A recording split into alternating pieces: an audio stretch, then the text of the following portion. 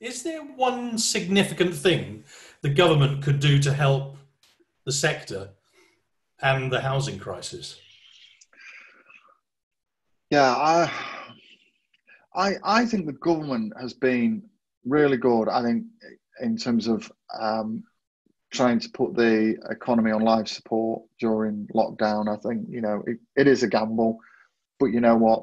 It's probably the best gamble we could have done, and who knows? We'll only find out in a year, I guess, or so whether that's paid off. And we won't know what it would have been like if it hadn't have been done anyway. I think also, the government have made funds available, as have previous governments, for a supply of new homes. I think for me, the one thing the government needs to get sighted on is that we know we are already in a recession. We know this is the second quarter of negative growth. And we know that when furlough unwinds fully in October, that there'll unfortunately be a second wave of unemployment. And some of the projections are quite stark when they're talking about 10 to 12% of the population, working population, being unemployed. That's frightening. And I think for me, it's not just about supply of new homes. And don't get me wrong, the new homes are important. We have got plans to build 8,000 new homes over the next 10 years. So, we've got big growth aspirations.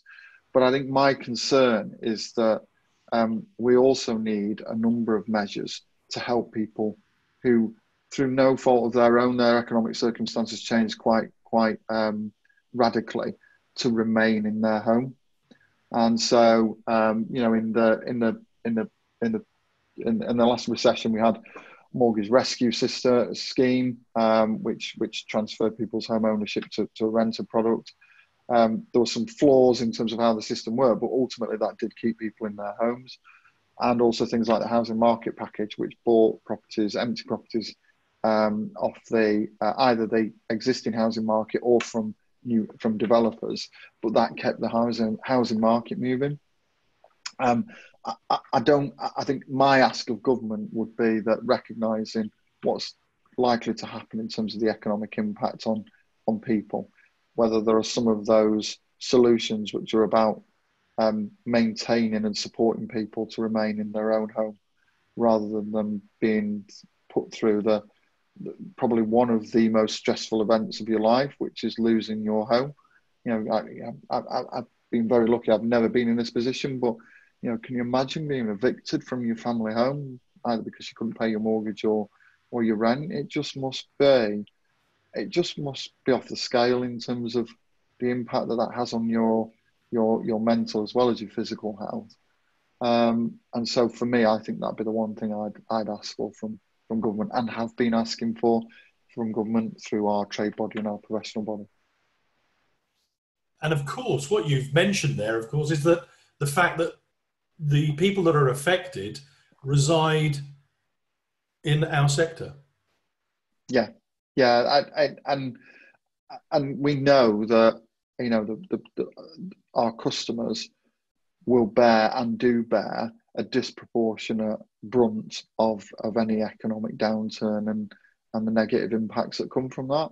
And so for me, that's where we're duty bound to try and really sort of, I was going to say strain every sinew, but that's been an overly used phrase, hasn't it, during the last 4 months?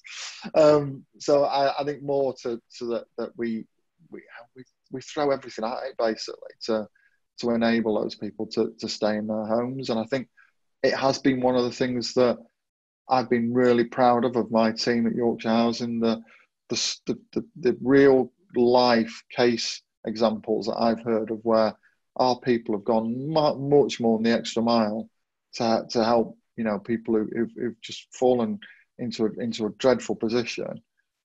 Just, you can't help but get a bit of a lump in your throat and go, wow, that is impressive, and that is bloody good, and that's what we're about.